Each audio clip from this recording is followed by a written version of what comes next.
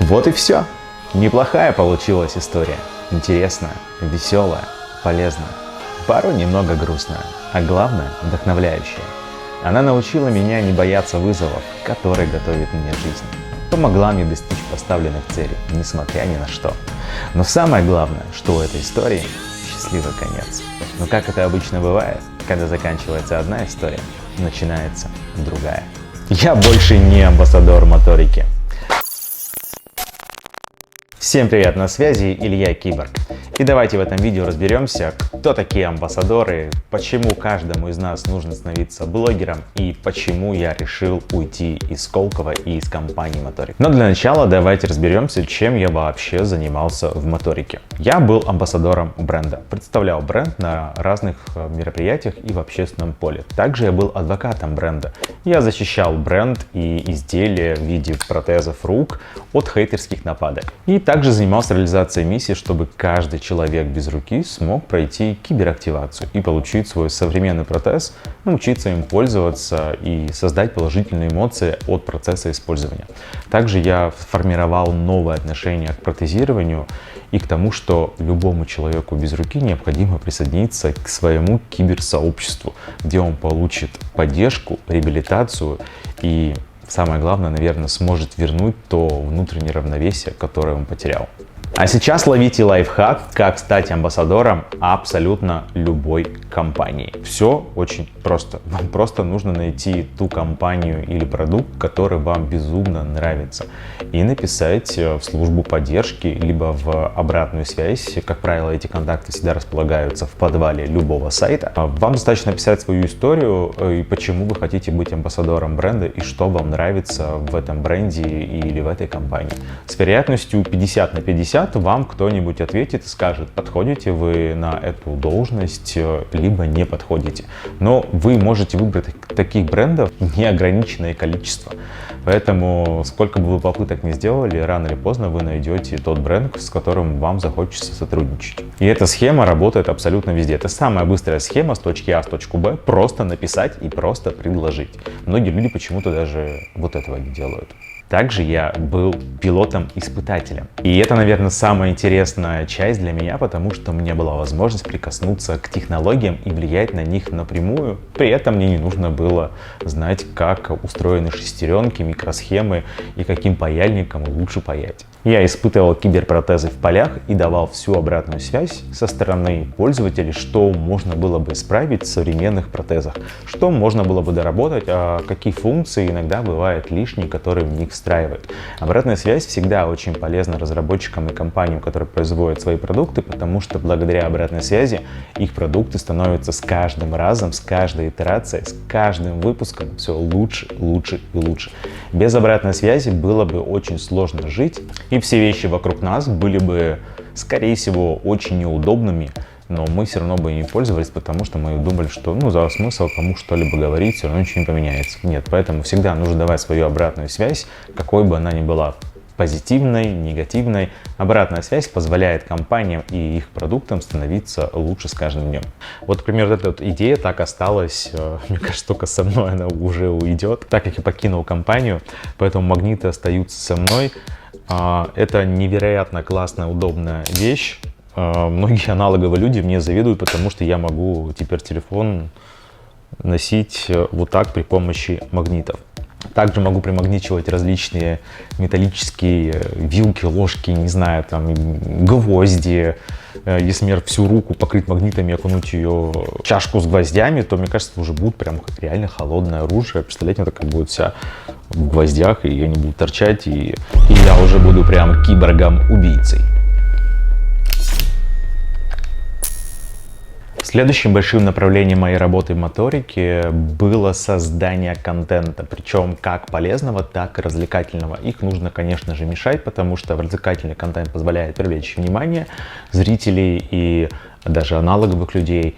В общем, вообще схватить фокус внимания и привлечь его на корпоративные блоги. А образовательный контент необходим для того, чтобы, во-первых, прокачивать общество и менять в нем верхние уровни в ассоциации о людях с инвалидностью. И также доносить смыслы до людей, чтобы они уже пошли наконец-то и попробовали технологию современного функционального протезирования, а не переставали там ждать, когда же произойдет какое-то чудо, что уже чудо произошло, и уже сейчас нужно идти и пробовать эту технологию. И образовательный контент для киберсообщества, что можно сделать с помощью протезов, а чего на самом деле нельзя. Мы даже создали целую большую онлайн-реабилитацию, курс «Научи киборга». Человек получает протез и получает целый большой онлайн-курс, который позволяет ему научиться пользоваться его новым протезом. Почему я решил уйти из компании Моторика и оставить пост амбассадора?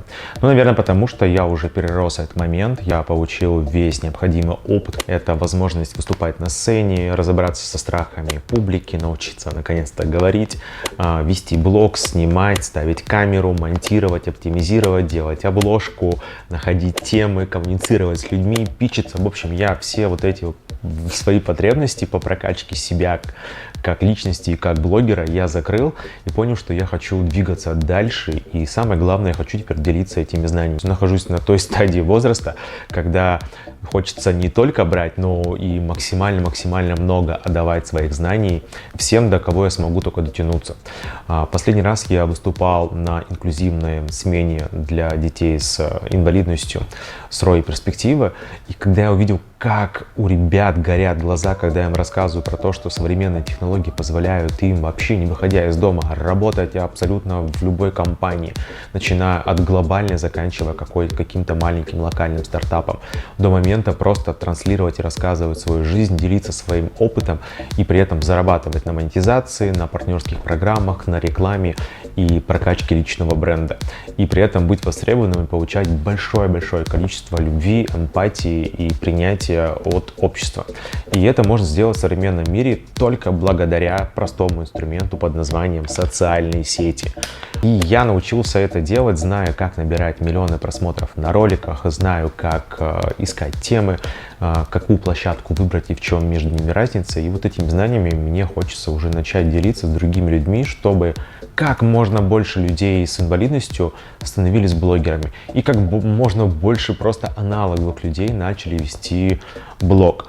По моему глубокому убеждению, в современном мире, если вы не ведете блог, то вы выглядите очень странно.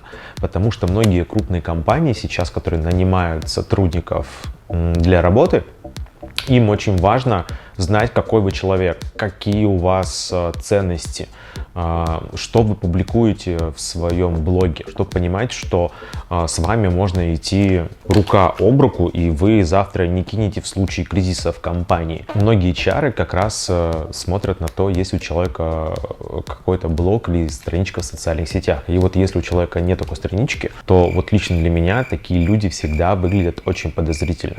Когда я знакомлюсь с человеком, у которого нет ни одной социальной сети, вряд ли я продолжу с ним общаться, и еще, наверное, один на один вряд ли соглашусь, потому что для меня он будет полностью серым пятном, и у меня к нему будет очень много вопросов. Ну а если вы специалист, а мы все в чем-то специалисты, то это прекрасная возможность, инструмент для того, чтобы найти себе клиентов, найти себе возможность давать консультации или делиться своими товарами, услугами и пользой с другими людьми. И это самый простой, кстати, способ для того, чтобы, например, вас кто-то порекомендовал кому-то. Он просто пришлет ссылку на ваш блог, и ваш будущий клиент зайдет, посмотрит, кто вы, какие у вас ценности, чем вы занимаетесь, и сможет оценить, насколько вы действительно специалист по тому контенту, который вы делаете. И последний, наверное, плюс, вытекающий из того, что почему необходимо вести социальные сети в 21 веке, в 2023, это возможность не рассказывать одну и ту же историю своим друзьям и близким, которые находятся в разных частях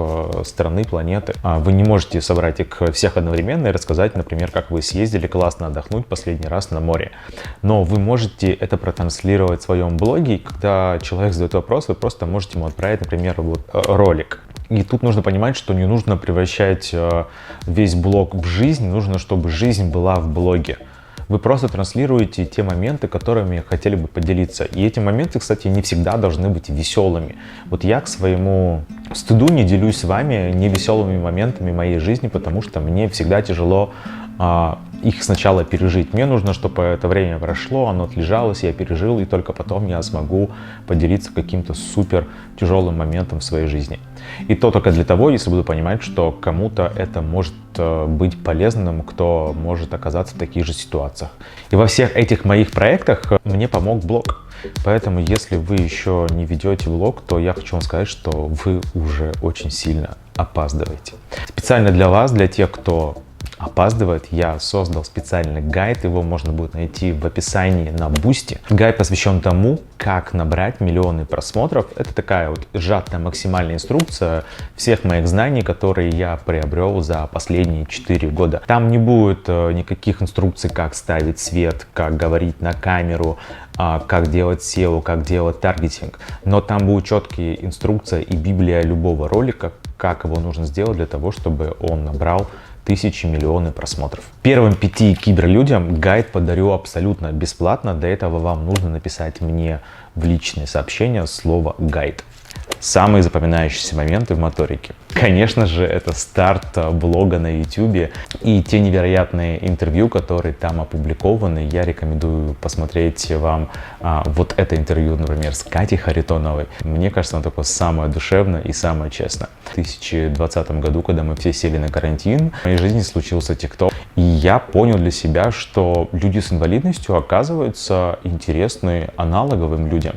И что такие видео могут набирать миллионы просмотров.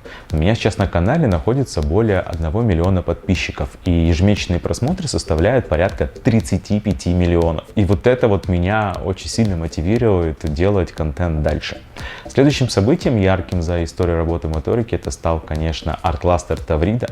Когда я уже был популярным блогером, у меня было 300 тысяч подписчиков, я не понимал, кто вообще эти люди. Для меня это все были почему-то какие-то цифры. Я вообще не верил, что эти люди настоящие. И приехав выступать в качестве спикера на арт-кластер Таврида, я познакомился со своими подписчиками, когда я увидел, что они живые, они настоящие, они реальные, и самое главное, они безумно эмпатичны.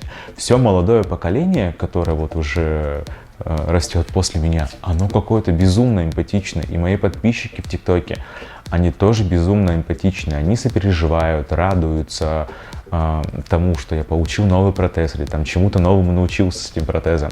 Они охотно делятся обратной связью, и это тоже очень сильно мотивирует и вдохновляет. И вот это та часть, которая со мной, уходя с должности амбассадора компании. Также мы делали с командой классный комикс, называется он «Киби-бой». Это история про киби-боя, который защищает город, а маленький мальчик, который является в этом комиксе киби-героем, это настоящий человек, зовут его Тима, и по его истории и моей истории был сделан этот классный комикс. А давайте, кстати, разыграем этот комикс. У меня есть 3 экземпляра комикса «Киби-бой». Это первый выпуск, можно сказать, что это супер-мега ценная история, и плюс он еще идет запечатан в обложку, то есть вы можете его, в принципе, никогда не открывать, и через какое-то время, когда настанет светлое кибербудущее, продать этот комикс на аукционе за много-много-много миллионов рублей. Но дело ваше, что с ним сделать, главное, вы можете его выиграть. Для этого вам будет необходимо оставить комментарий, подписаться на канал, и рандомайзер выберет 3 победителей. В следующем ролике мы узнаем, кто получит этот комикс. Следующим запоминающимся событием в моторике стало знакомство с Эльназом Давлетовым. Это ребенок, который потерял свои руки в результате несчастного случая.